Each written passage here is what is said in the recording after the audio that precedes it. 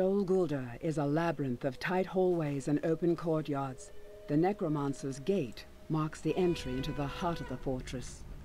Welcome back, everyone. This is Pine Leaf Needles, Skirmisher Middle Earth, and today I'm taking the captain through breaching the Necromancer's gate. Now, I did upgrade a couple of items since last time, mainly getting myself a... oh, what did I... well...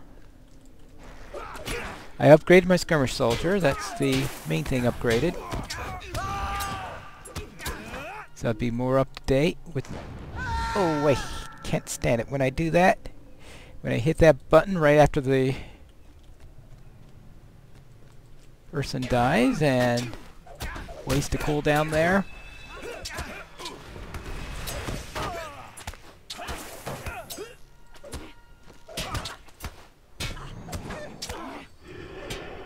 Alright, I also upgraded my cloak and one piece of jewelry that was way out of date. And by way out of date, I mean I got it during the Isengard expansion.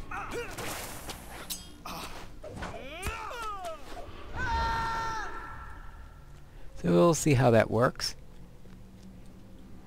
Now, concerning the banners, which I was asking at the end of the last episode, I got an answer from Aronbarian, who essentially said that you just put them in your equipment slot, into your range slot, and you get the bonus for them. So that's fine now. I had 3 of those banners. One of them was relatively recent, and the other 2 were way out of date. And I don't know if you have 3 different styles of banners still these days, but I noticed that the only recent one was better at what the other 2 did, in addition to having another bonus on top of that. So therefore, very definitely an improvement. So I kept the one that was reasonably in date and vendored the other 2 since they're pretty much useless now. Alright, so everything's all nice and spiffy. Now I'm running with double archers, which I think works fairly well for this skirmish.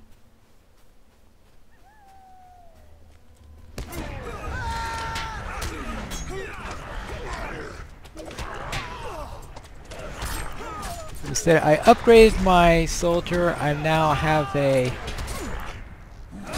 rank is... let's see, what is my rank right now? 43 on everything, which has a nominal level of 96, so it's slight. In other words, I decided to go a little bit up rather than a little bit down, so it shouldn't be too expensive.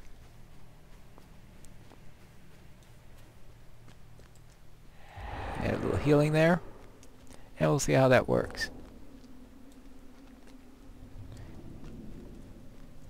Now my legendary item, I just got up to full. I have a level 95 item, so that's good.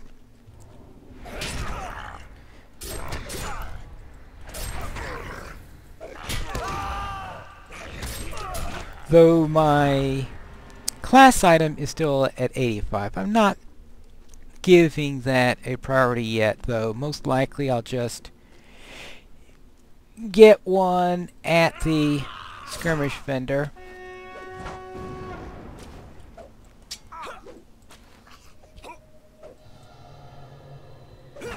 That is, unless someone in my kin has a jeweler that can make one for me.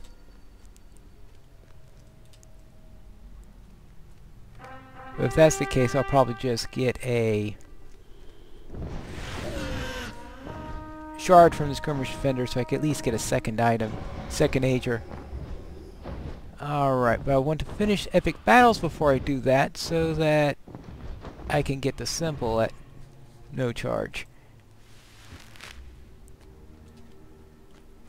Alright, here we go. Hey, you. Now my halberd was made by a member of my kin, so I should have no trouble finding someone to make at least my weapon when I get a second age symbol, which, as I said, is easy gettable through the epic storyline. In fact, there are 3 you can obtain through the epic storyline.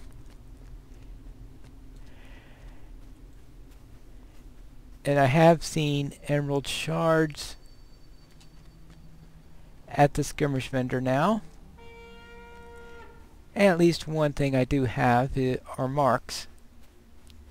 Since I do enough skirmishes, even though this is not my primary server, it is probably my second most commonly played server.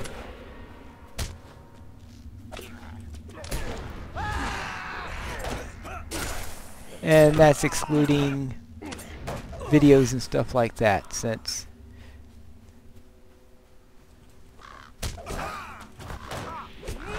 I have one server, let's see, I have one server where I mostly do stuff for my videos.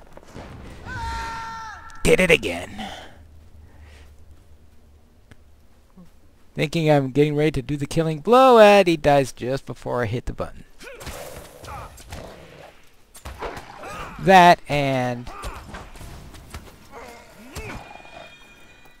actually that one was in reaction to my killing him, which is usual way of getting that anyway. Let's see now.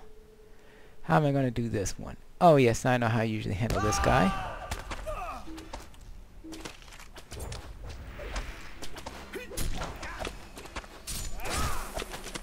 Let him put him down. And banner them. That was one of the more useful changes to the captain. They just plop a banner on them in the middle of combat. Nice area attack that generally takes care of the worms that the shepherd puts down, and I'm not exactly fond of the Shepherd of Filth. I find him rather annoying. One of the more annoying lieutenants that we have. Alright, here we are. Counterattack against the 3rd ward. Charge! Now this is going to be the double counterattack. We're rather split up here. I take one.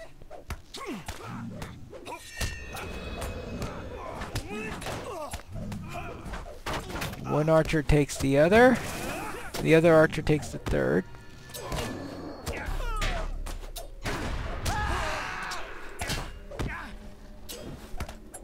Alright, that's a better use of that ability. Okay.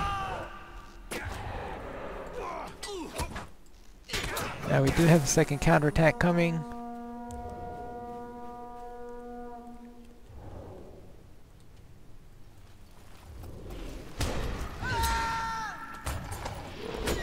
Nice when I can do that at the opening. Maybe I'm getting better at that.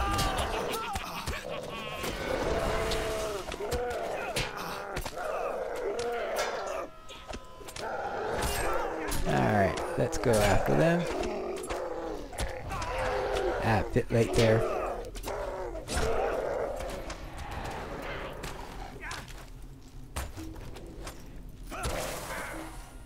Alright, we've got a warg. A warg rider in particular.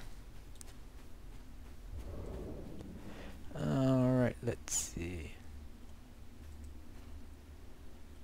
Oh, let me give him his shield brother ability. Or whatever brother I've got there. Blade brother.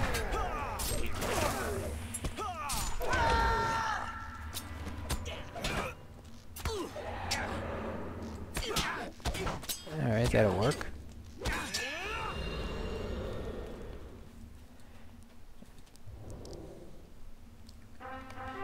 took the 4th ward. Only one counterattack here. Oh, I forgot about him. Alright, I'll have to do him after the counterattack. I usually prefer to do him before the counterattack, so I don't accidentally trigger him while I'm in the middle of the counter. But as long as you're careful, it's not really mandatory.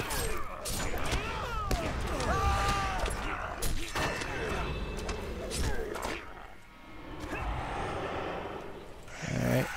Echo of Death.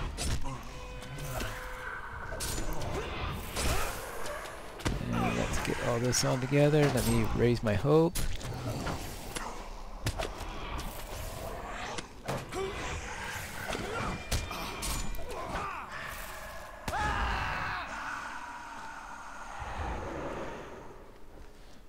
Okay. The Gorthorog, or however you pronounce that. But first, let's take care of Maruk. As soon as... Oops. Well, maybe sooner. Oh, maybe I should use Telling Mark. That'll help, especially in these big fights.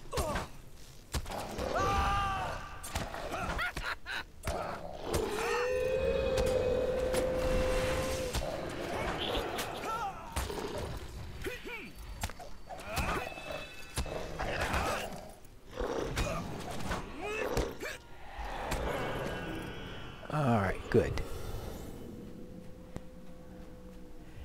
And that takes care of one encounter. The other encounter is a big troll that looks strangely like a Daywalker Berserker.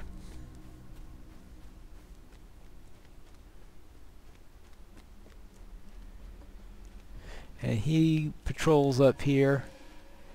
And you got to be careful because you could have your soldiers get behind you. And way behind, they get lost on the stairs sometimes. I can throw some oath breakers on him.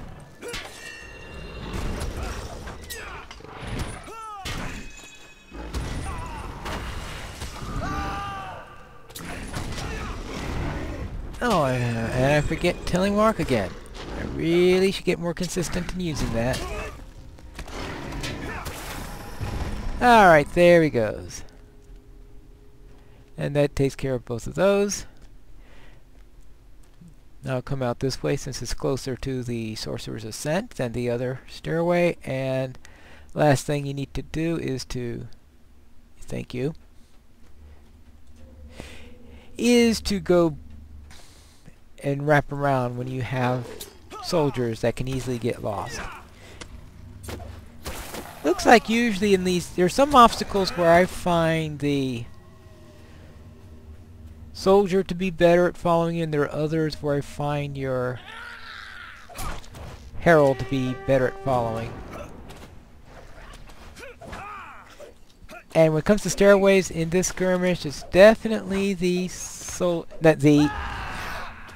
herald that is better at finding their way around, and the soldier who likes to get lost.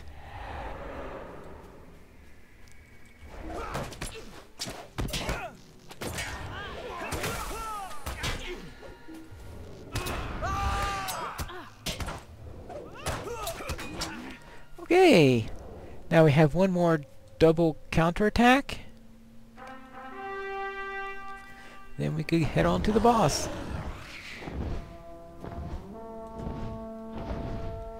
Not that long of a skirmish. I used to think of this as being a very, very long skirmish, but this particular run was reasonably quick.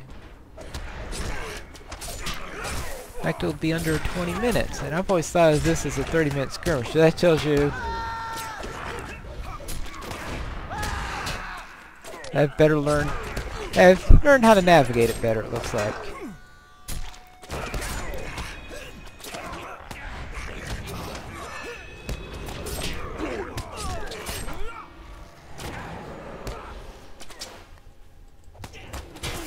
Alright, that's one down, and unfortunately the big bane of the captain is her uselessness in ranged attacks, but that's why I run with double archers.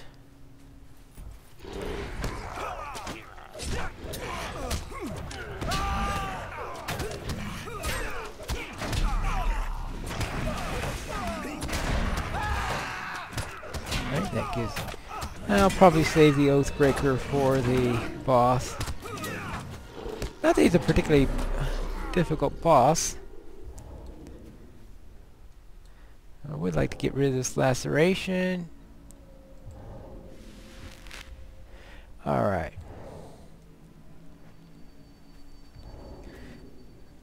I probably should have my warden make some food.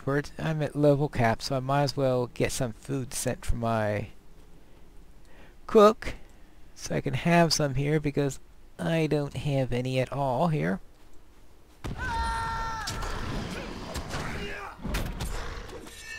It's nice to occasionally be able to have something a little extra, though probably won't need it for this skirmish, obviously. Alright. I didn't even do Telling Mark, much less the Oathbreakers.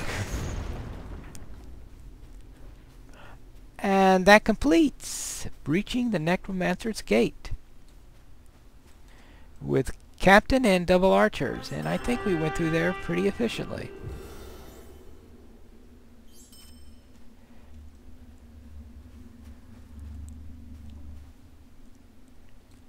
Now, out of curiosity, what level is this thing? Level 80. Well, alright. I said reasonably up to date. That was very much a relative term.